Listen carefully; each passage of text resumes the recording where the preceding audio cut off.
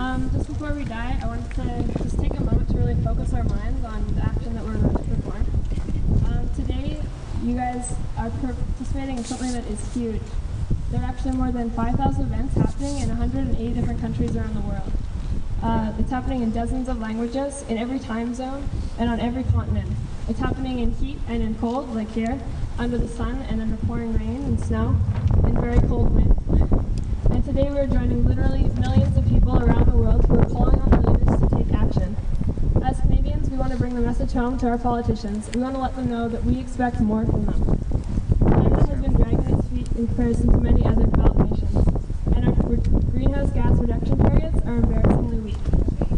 Canada has been using the reference year 2006 rather than 1990, which has only served to confuse the situation and to mislead Canadians. To avoid the worst effects of climate change, we need to reduce emissions by at least 25% below 1990 levels, not 20% below 2006 levels. That is not going to be enough, and we're not going to stand for that. We have a duty as concerned citizens to make our voices heard. We need our politicians and our leaders to know how we feel about this issue, and we need to gather together in numbers like we're doing right now to make a strong statement. The theme of our event today is Dying for Climate Leadership. Some people may find this extreme and rather depressing, and they would be right, as the situation we face is both of these things. People around the world are suffering and dying because of climate change. A recent UN report estimates that over 300,000 people are dying each year as a result of global warming.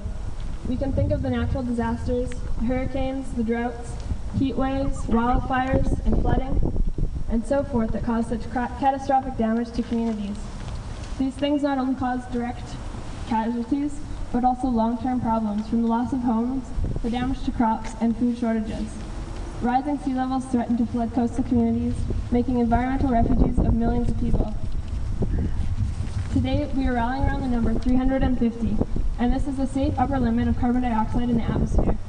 If the number is allowed to increase, the first victims will be people living on the edge, people who have already begun to suffer from drought, flood, and the spread of disease. But the issue also hits closer to home.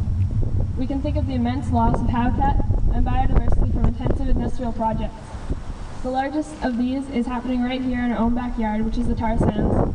In Alberta, we are not only destroying valuable carbon sinks, but we are polluting the air, the land, and the water. Communities across Alberta are experiencing health problems because of the toxins that are leaking from the tailings ponds. High rates of rare cancers and respiratory problems cannot be ignored. There are casualties right here in our own province, and now is the time to take a stand. So today, October 24th, we are gathered together to protect our planet and all the life that it sustains. We are honoring those who came before us, and we are showing our love for those who will come after us. We are going to die symbolically right now in the hope that others will not have to die, in the hope that we can stop greater suffering from happening by taking action. Join me right now.